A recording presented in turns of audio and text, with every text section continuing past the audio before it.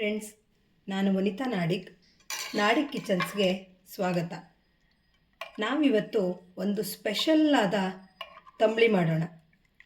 ಇದನ್ನು ಕಡೆ ಕಚ್ಚು ಅಥವಾ ಅಕ್ಕಿ ತೊಳೆದ ನೀರಿನಿಂದ ಮಾಡ್ತೀವಿ. ಇದನ್ನು ಮಾಡೋದು ಹೇಗೆ ಅಂತ ಒಮ್ಮೆ ನೋಡ್ಕೊಂಬರೋಣ.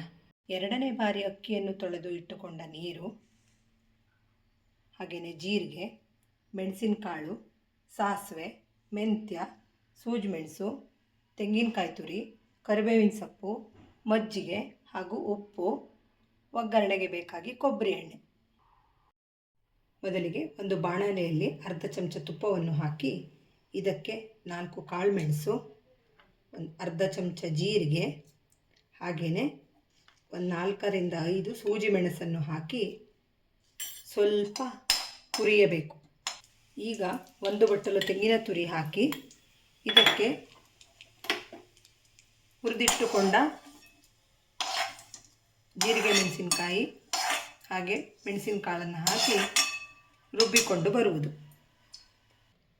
ಈಗ ರುಬ್ಬಿಟ್ಟುಕೊಂಡ ಕಾಯಿ ಹಾಲನ್ನು ತೆಗೆಯುವುದು.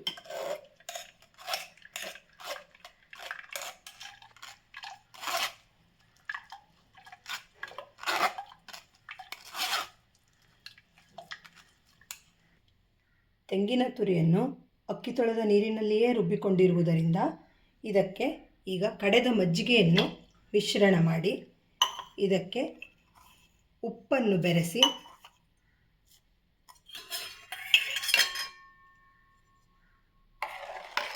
ಚೆನ್ನಾಗಿ ಮಿಶ್ರಣ ಮಾಡುವುದು. ಈಗ ಒಂದು ಗಮ್ಮತ್ತಾದ ಒಗ್ಗರಣೆ ಮಾಡೋಣ. ಒಗ್ಗರಣೆಗೆ ಮೆಂತ್ಯ ಹಾಕಬೇಕು. ಒಂದು ಅರ್ಧ ಚಮಚ ಮೆಂತ್ಯ, ಹಾಗೆಯೇ ಒಂದು ಅರ್ಧ ಚಮಚ ಸಾಸಿವೆ, ಕರಿಬೇವಿನ ಸೊಪ್ಪು, ಹಾಗೆಯೇ ಒಣಮೆಣಸು. ಮೆಂತ್ಯ ಘಮ ಘಮ ಬರುವವರೆಗೂ ಹುರಿದು ಒಗ್ಗರಣೆಯನ್ನು ತಂಬಳಿಗೆ ಸೇರಿಸುವುದು. ಇದರಲ್ಲಿ ಮೆಂತ್ಯ ಹಾಕುವುದರಿಂದ ತಂಬಳಿಯ ರುಚಿ ಇಮ್ಮಡಿಯಾಗುತ್ತದೆ. ಹಾಗೆಯೇ ತುಂಬ ಟೇಸ್ಟ್, ಇದನ್ನು ಊಟ ಮಾಡಲಿಕ್ಕೂ ಚೆನ್ನಾಗಿರುತ್ತೆ, ಹಾಗೆಯೇ ಕುಡಿಲಿಕ್ಕೂ ಚೆನ್ನಾಗಿರುತ್ತೆ. ನಮ್ಮಲ್ಲಿ ಇದನ್ನು ಕಡೆ ಕಚ್ಚಿನ ತಂಬಳಿ ಅಂತ ಹೇಳ್ತೀವಿ. ನೀವು ಒಂದು ಸಲ ಟ್ರೈ ಮಾಡಿ ನೋಡಿ. ಹಾಗೆಯೇ ನನ್ನ ಚಾನಲನ್ನು ಲೈಕ್ ಮಾಡಿ, ಶೇರ್ ಮಾಡಿ, ಸಬ್ಸ್ಕ್ರೈಬ್ ಮಾಡಿ. Thank you.